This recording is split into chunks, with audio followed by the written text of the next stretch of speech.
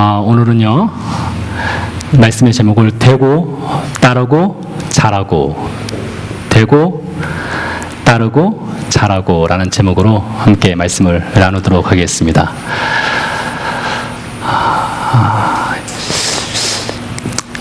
이러한 영화 중에 The Stoning of Soraya M이라는 영화가 있습니다. 이 영화는 실화를 배경으로 만들어진 영화입니다. 영화의 내용을 간략하게 정리하면 이렇습니다. 이란의 한 작은 마을에 한 여인이 살고 있었습니다. 그 여인에게는 한 남편과 아들 둘, 딸 둘이 있었습니다. 아주 성실한 여인입니다.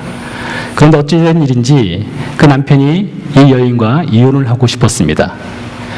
그래서 이 여인과 이혼을 하려고 무던히 애를 쓰고 또 이 여인이 이혼을 하지 않으려 하자 이 여인을 심하게 구타를 했습니다. 가정폭력이 있었던 것이죠. 이 여인이 남편으로부터 심한 구타를 당함에도 불구하고 이혼을 하지 않는 이유는 이혼을 하게 되면 생계가 막막할 뿐만 아니라 자기에게 딸린 자녀들을 먹여 살릴 수 없었기 때문에 어쩔 수 없이 그 남편과 붙어서 살아야만 했었습니다.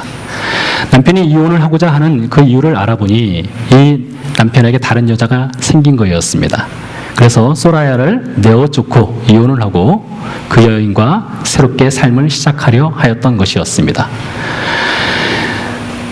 아내된 소라야가 이혼을 거부하자 남편은 이혼을 하기 위한 방법으로 아내에게 누명을 씌우기로 작정을 했습니다.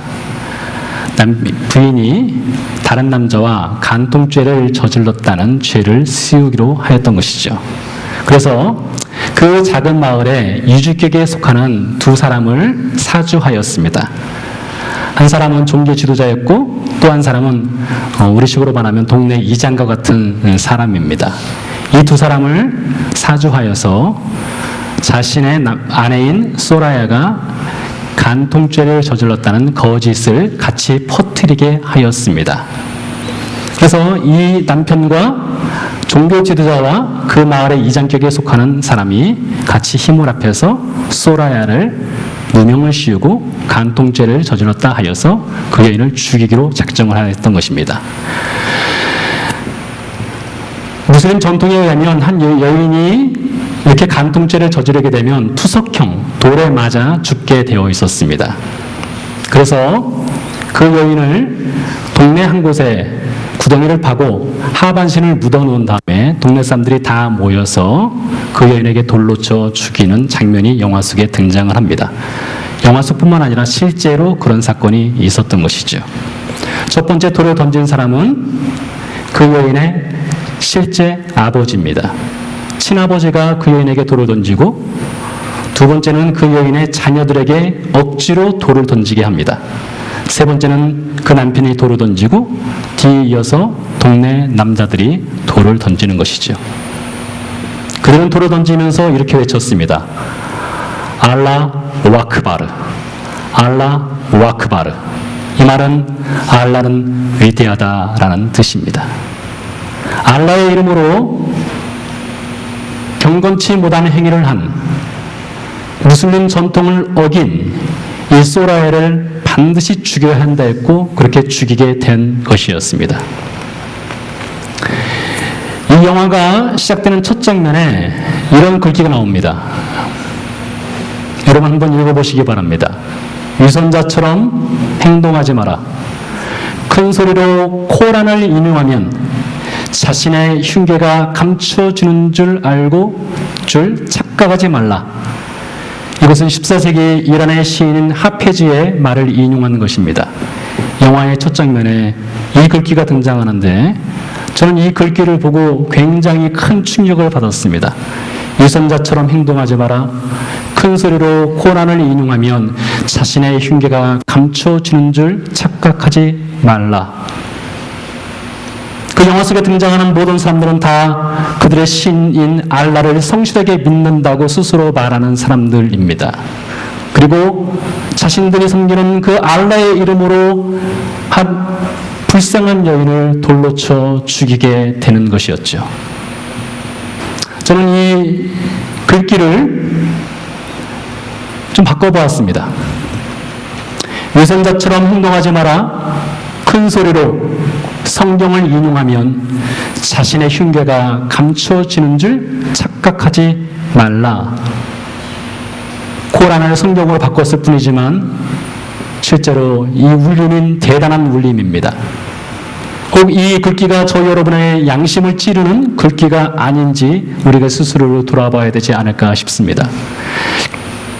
예수님께서 이런 신 하페지가 14세기에 말했지만 예수님께서는 사실 이미 그 전에 위선자처럼 행동하는 종교 지도자들을 향해서 이렇게 말씀하셨습니다. 그들의 모든 행위를 사람에게 보이고자 하나니 곧 경문띠를 넓게 하고 옷수를 길게 하고, 종교적으로 볼 때는 매우 경건해 보이고 신실해 보이고 성실해 보이고 그 누구보다 하나님을 잘 섬기는 사람들 같지만 하나님의 아들이신 예수님의 눈으로 그들을 보았을 때에 그들은 위선자처럼 큰 소리로 성경을 외치는 사람으로밖에 보이지 않았던 것이었죠. 그래서 예수님께서 그들을 향해서 이렇게 말씀하셨습니다. 아주 간단하게 말씀하셨습니다. 화 있을진저 외식하는 자들. 화 있을진저 외식하는 자들. 여러분, 우리는 지난 시간에 전 세계 곳곳에서 핍박의 현장 속에서 예수님을 믿는 사람들에 대해서 잠시 나누었습니다. 그들이 핍박을 받게 되는 이유는 그들 스스로가 나는 예수 그리스도를 믿는 사람입니다 라는 고백이 있을 때에 그들에게 핍박이 주어진다 하였습니다. 그래서 그 말씀을 통해서 우리는 우리 자신 스스로가 그리스도로서 이 세상을 살아가는데 전혀 불편함이 없는가, 혹은 그리스도로서 이 세상을 살아가는데 우리는 불편함을 느끼면서 불편함을 받으면서 살아가는가를 우리가 함께 생각해 보았습니다. 오늘은 그 말씀의 연장선에 있습니다. 오늘 예수님께서 이렇게 말씀하셨습니다. 넘어가도록 하겠습니다. 네. 예수님께서 이렇게 말씀하셨습니다. 제자가 그 선생보다 또는 종이 그 상전보다 높지 못하나니 제자가 그 선생 같고 종이 그 상전 같으면 조카도다. 사실 여러분, 제가 오늘 이 말씀을 준비하면서 좀 마음이 좀 무거웠어요. 어떤 분이 이렇게 말씀하셨습니다. 목사의 설교는 집밥과 같은 설교가 돼야 된다. 집밥. 여러분, 나가서 외식하는 경우도 있고 다른 집에 가서 식사하는 경우도 있죠. 사실 아무리 맛있어도 사실 다른 집에 가서 초대받아서 식사하는 자리는 좀 불편합니다. 집에서는 김치 하나 넣고 밥을 먹어도 마음이 편하죠. 라면 한 그릇 끓여 먹어도 집에서 먹는 것이 사실 제일 편합니다. 그래서 목사의 설교는 집밥과 같아야 된다. 성도를 좀 마음 편하게 설교를 들을 수 있도록 해줘야 된다. 마음 편하게. 일주일 동안 세상에서 지치고 힘든 성도들 교회 와서도 그렇게 너무 날카로운 말씀을 전해서 마음을 불편하게 하지 말고 마음 편하게 좀 듣다가 좀 마음에 좀 여유를 잃고 위로 받고 또 세상 속에 나가서 힘있게 살아가도록 해야 된다. 집밥과 같은 설교를 해야 된다. 이렇게 말씀하셨습니다. 저는 그 말씀에 충분히 동의합니다. 근데 어떻게 하겠습니까? 성경 말씀, 오늘 우리가 읽은 본문이 이 집밥과 같은 설교를 할 수 있는 그런 본문이 되지는 못합니다. 굉장히 가시돋친 말씀이 될 수 있습니다. 그래서 여러분에게 좀 마음에 죄송한 마음이 있어요. 그러나 여러분의 목사로서, 여러분의 교회 목사로서 제가 하나님 말씀을 하나님 말씀대로 전하지 않는다면 목사의 자격이 있겠습니까? 그렇지 않죠. 목사의 자격은 하나님 말씀을 그대로 전하는 것이 자격이 있는 목사 아니겠습니까? 저는 그렇게 하려고 오늘 노력을 해보겠습니다. 오늘 말씀 다시 한번 읽어보겠습니다. 제자가 그 선생보다 또는 종이 그 상전보다 높지 못하나니 제자가 그 선생 같고 종이 그 상전 같으면 조카도다. 여러분, 이 말씀을 잘 주목해 보세요. 제자가 그 선생 같고, 제자가 선생만 같아도 예수님 충분하다 말씀하셨습니다. 제자가 그 선생 같고, 그 말은 무슨 말씀입니까? 영어로 말하면 Christ likeness입니다.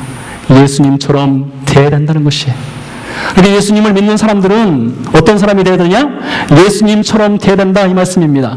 여기 나오는 같고란 말을요, 헬라 원문으로 찾아보면 여러 가지 의미가 있습니다. 무엇과 같다, 이 말은 무엇이 돼야 된다, 따라야 된다, 그리고 잘해야 된다, 이 말씀입니다. 여러분 잘 들으시기 바랍니다. 저를 잘 보세요. 저를 잘 보세요. 제자가 그 선생 갖고 이 말을요. 이 말은 그 말 그냥 주어진 말이 아니에요. 예수님께서 하시는 말씀이신데 예수님 뭐라고 하셨느냐? 너 나처럼 돼야 된다. 너 나 따라야 된다. 너 나처럼 자라야 된다는 것입니다. 여러분 신앙생활 지금 몇 년 하셨습니까? 저는 예수님 믿은 지가 예수님을 나이 17살 때 예수님 영접했습니다. 그리고 제가 지금 미국 나이로 49살입니다. 그럼 32년째 아니겠습니까?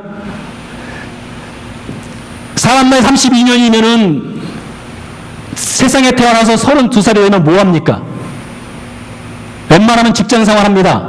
웬만하면 결혼합니다. 삶을 스스로 꾸려나갈 수 있을 정도가 됩니다. 그렇게 살지 못하면 그거 사실 참 난감하죠. 여러분 그리스도인 된지 예수님 믿은 지 혹은 교회 다닌 지 여러분 몇 년 되셨습니까? 이거 정말 심각한 질문 아니겠습니까? 예수님께서 말씀하신 거예요. 제자가 그 선생과 같아야 된다. 예수님처럼 선생과 같이 되려면 예수님처럼 돼야 되고 예수님처럼 따라야 되고 예수님처럼 자라야 된다. 이 정신으로 여러분 신앙생활을 해야 된다는 것입니다. 여러분 우리의 삶은 그리스도의 삶은 십자가에서 시작합니다. 그러나 그 십자가가 끝이 아니에요. 십자가라는 것은 우리가 예수님을 믿게 될 때 우리가 십자가를 만나게 되죠. 그리고 그 후에는 십자가와 함께하는 삶입니다. 이제 우리가 다음 주나 그 다음 주에 이제 십자가 설교를 좀 더 듣게 될 텐데 십자가는 시작일 뿐만 아니라 십자가는 마지막까지 가는 것입니다. 그래서 여러분 그리스도인들은 어떤 사람들이 되어야 되느냐? 제자가 그 선생 같고 제자가 그 선생처럼 되고 제자가 그 선생을 따르고 제자가 그 선생처럼 다루는 것입니다. 잘하는 것이에요. 여러분 이것을 우리의 삶의 목표로 삼아야 돼요. 여러분 그리스도의 목적은 이것이 되어야 됩니다. 그러면 어떻게 되느냐? 여러분이 이 목적을 갖게 되면 아주 특별한 일이 저와 여러분에게 발생하게 되는데요. 어떤 일이 발생하게 될까요? 제자가 그 선생처럼 되면 예수님이 이어서 말씀하셨습니다. 집주인을 바알세불이라 하였거든 하물며 그 집 사람들이랴. 그들을 두려워하지 마라. 몸은 죽여도 영혼은 능히 죽이지 못하는 자들을 두려워하지 마라. 두려워하지 마라. 누구든지 사람 앞에서 나를 시인하면 누구든지 사람 앞에서 나를 부인하면 이 말들을 잘 들어보면요 어떤 말씀인가요? 무엇인가 너희에게 앞으로 좋지 않은 일이 닥칠 거야 이 말과 같은 것이에요.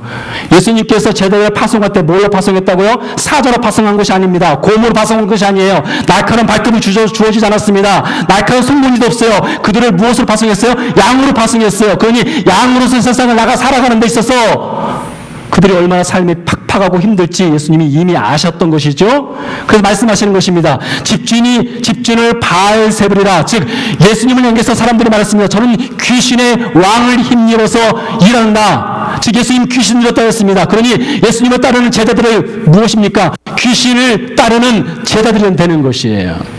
그렇게 비판하였습니다. 그들을 두려워하지 말라는 것은 반대로 말하면 두려워할 일이 많다는 것이죠. 몸을 죽일 수 있다는 것은 무엇입니까?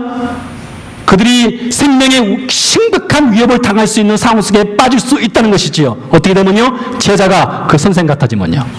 어떻게 되면요? 제자가 그 선생처럼 되면요. 어떻게 되면요? 제자가 그 선생을 따라가면요. 어떻게 되면요? 제자가 그 선생을 닮아가고 자라가면요. 그러면 이런 일이 발생한다는 거예요. 여러분 우리가 예수님 닮아가면은 우리에게 무슨 인생에 큰 행복이 주어지느냐? 그렇지 않습니다. 삶에 무슨 안락함이 주어지느냐? 그렇지 않습니다. 오히려 힘들고 어려움이 주어지는 거예요. 그래서 예수님 지금 이렇게 말씀하시는 것입니다. 이어서 말씀하셨어요. 뭐라고 하셨느냐? 감추인 것이 드러나지 않을 것이 없다. 숨은 것이 알려지지 않을 것이 없다. 내가 너희에게 어두운 데서 말한 것을 너희는 광명한 데서 말하고 내가 너희에게 귓속말로 말한 것을 너희는 집에서 전파하라. 이렇게 말씀하셨어요. 말씀 무슨 말씀이냐? 예수님이 양과 같은 제자들을 이제 복음을 들고 세상으로 파송시키지 않습니까? 파송해서 나갔을 때에 사람들이 그 복음을 거부하고 복음만 거부하는 것이 아니라 너희에게 핍박을 가하고 너희에게 생명의 유업을 할 거야. 그래서 너희로 하여금 복음을 전하지 못하게 할 거야. 그러나 복음은 생명력이 있기 때문에 아무리 사람이 막으려고 해도 아무리 사람이 그 복음을 차단하려고 해도 그럴 수 없다는 것이에요. 드러날 수밖에 없다는 것이에요. 진리는 드러난다는 거예요. 숨은 것은 반드시 나타난다는 것입니다. 귓속말로 예수님께서 전한 복음이 제자들의 입술을 통해서는 확신기가 돼서 세상 가운데 증거될 것이라 말씀하신 것입니다. 여러분 그렇지 않습니까? 실제로 예수님께서 12명의 제자들에게 한 복음의 메시지가 어떻게 됐습니까? 세상 속에 나갔을 때 그 복음이 널리 외쳐졌습니다. 겨우 12명으로 시작했습니다. 겨우 12명으로 중동의 작은 나라, 전 같은 그 작은 나라 이스라엘, 그 예루살렘에서 시작된 그 복음이 어떻게 됐어요? 아프리카로 퍼지고 유럽으로 퍼지고 미국 땅으로 퍼지고 남미로 퍼지고 우리 아시아 땅에도 퍼지게 되었던 것이죠. 그 무엇도 복음을 막을 수 없다는 것이죠. 예수님께서 이렇게 제자들을 파송해서 복음을 증거하라고 했을 때 성경에 보면 몇 가지 숫자가 등장을 합니다. 예수님이 승천하신 후에 제자들이 예루살렘에 모여서 기도할 때에 120명 정도가 모여서 기도했습니다. 그러고 나서 베드로가 나가서 말씀을 전하던 날에 3,000명의 사람들이 예수님을 믿게 되었고 또 바로 이어서 5,000명의 사람들이 예수님을 믿게 되었습니다. 그러나 여러분 이 숫자에 너무 주목하지 마시기 바랍니다. 120명, 3,000명, 5,000명 이 숫자에 주목하지 마시고요. 무엇에 우리는 주목해야 되느냐? 정말로 우리가 주목해야 될 것은 예수님을 믿고 예수님처럼 되려고 했던 사람들의 숫자가 점점 늘어났다는 것에 주목하시기 바랍니다. 예수님을 믿고 예수님을 따라갔던 사람들이 점점 늘어나게 되었다는 것을 주목하시기 바랍니다. 여러분 숫자가 복음의 확산을 말하는 것이 아닙니다. 예수님을 닮아가는 것, 예수님을 따라가는 것, 예수님처럼 자라가는 것, 그것이 복음의 확산을 말하는 것이에요. 실제로 그런 일들이 일어났습니다. 이것이 민간에 더 퍼지지 못하게 천하로 어지럽게 하는 사람들, 이 사람들은 전염병 같은 자라 그리스도인들이 들었던 이야기입니다. 얼마나 그리스도인들이 위협적이었으면, 그들이 갖고 있는 그 진리가 얼마나 능력이 있었으면 이런 말을 들었겠습니까? 1885년도에 언두드 선교사가 조선 땅에 와서 선교를 하면서 주님 지금은 보이지 않습니다. 암울한 조선시대 복음이 없는 그 땅을 향해서 언두드 선교사가 기도한 것이었습니다. 지금은 아무것도 보이지 않습니다. 보이는 것은 어둠과 가난에 묶여있는 조선 사람들 뿐입니다. 그러나 이곳에 머지않아 은총의 땅이 되리라고 믿습니다. 여러분 저는 여기서 말하는 은총의 땅이 단순히 조선 땅에 교회 건물이 세워지는 것을 말한다 믿지 않습니다. 단순히 사람들의 숫자가 점점 늘어난다는 것을 말하지 않습니다. 제가 믿기로 여기서 말하는 은총의 땅이 된다는 것은 예수 그리스도를 따르는 사람들, 예수 그리스도를 닮아가는 사람들, 예수님처럼 자라가는 사람들, 예수님처럼 되어가는 사람들이 점점 늘어났다는 것을 말한다고 저는 믿습니다. 여러분 그것이 실제 교회가 아니겠습니까?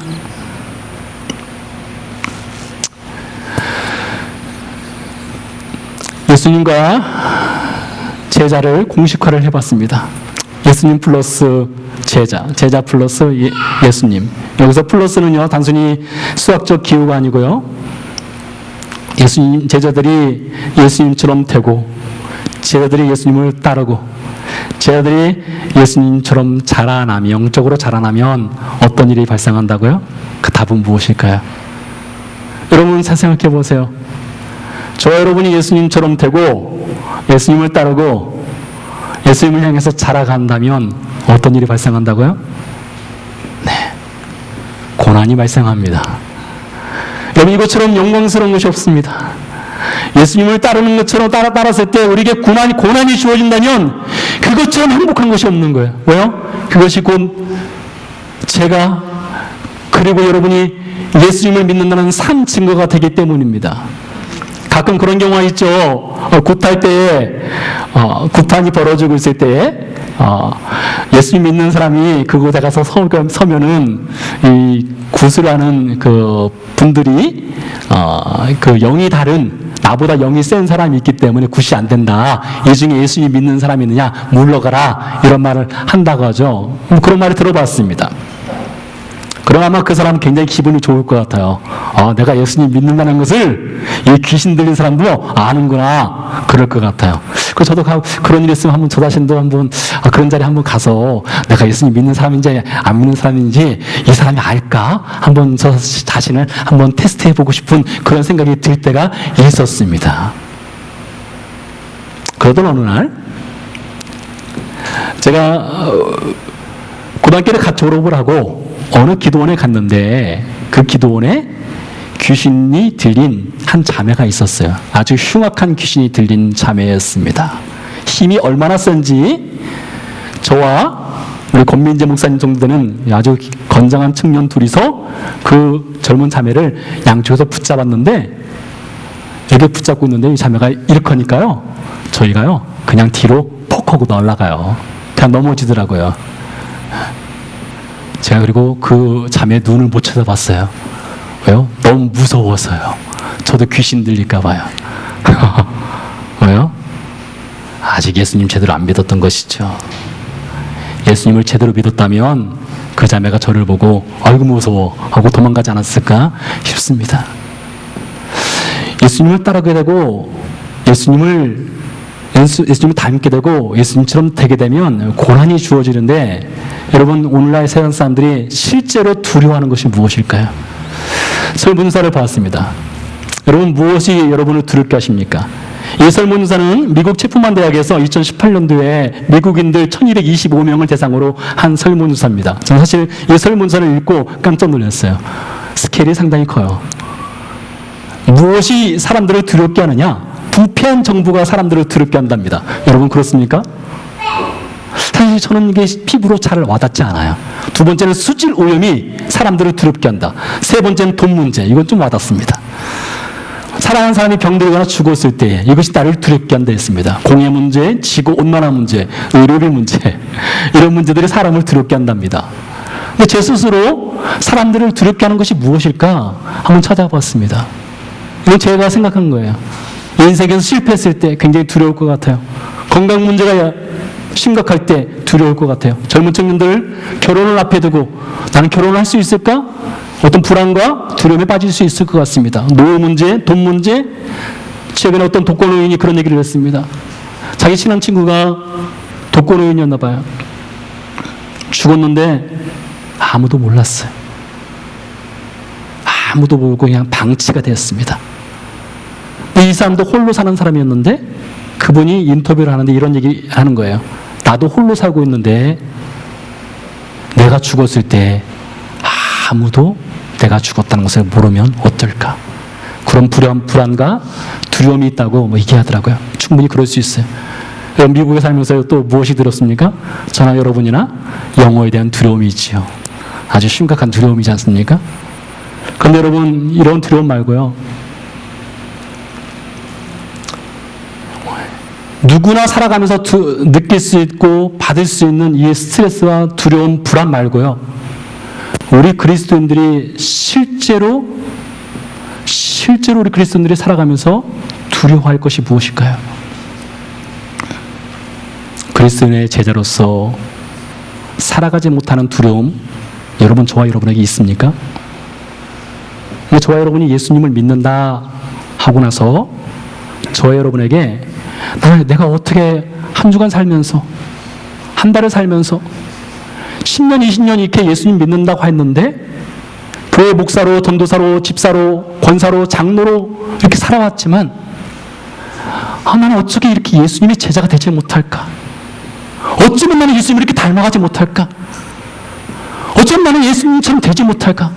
예수님 말씀하시기를 제자가 그 주인, 그 스승과 같아야 된다. 그럼 충분하다. 그럼 그 정도 돼야 된다 말씀하셨는데 어쩌면 나는 그렇게 되지 못할까 하는 두려움 여러분 있습니까? 여러분 생각해 봐야 돼요. 우리에게 정말 이런 두려움이 있는가? 나는 왜 예수님을 닮지 못할까? 예수님처럼 되지 못할까?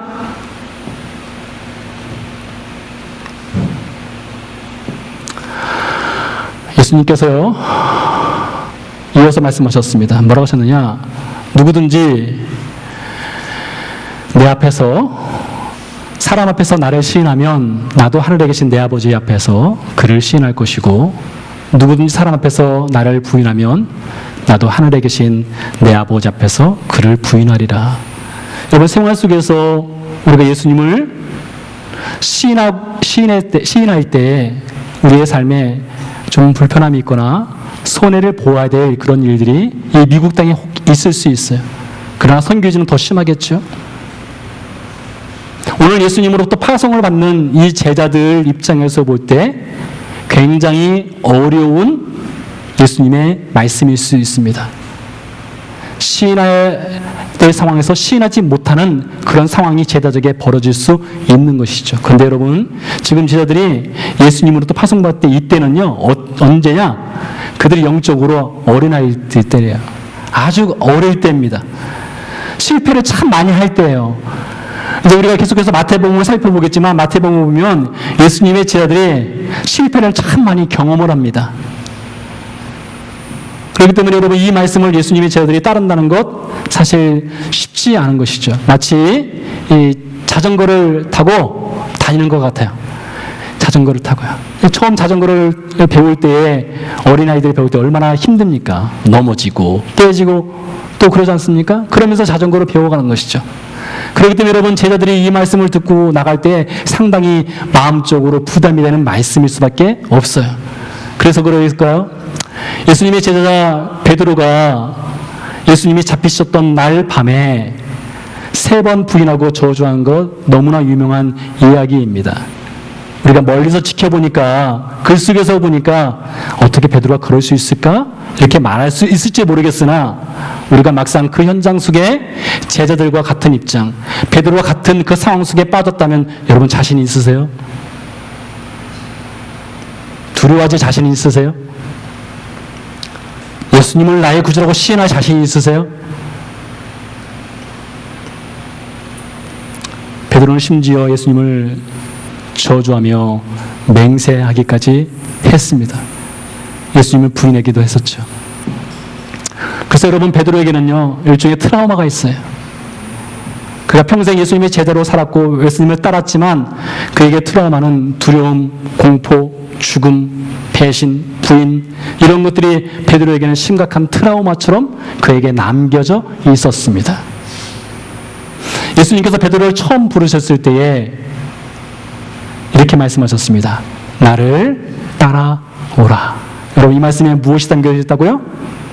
나 따라와. 내 뒤 졸졸 따라와. 이것이 아닙니다.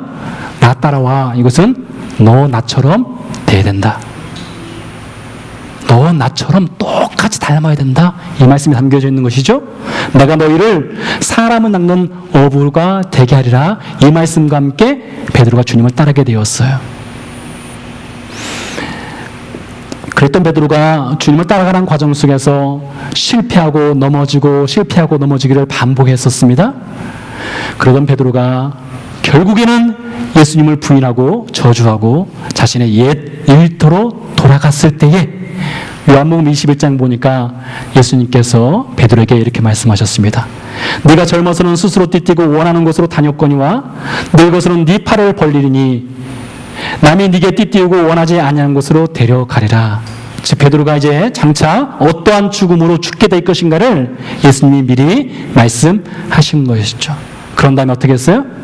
너 죽음의 자리에 이를 때까지 생명에 심각한 위협을 당하더라도 나를 따르라.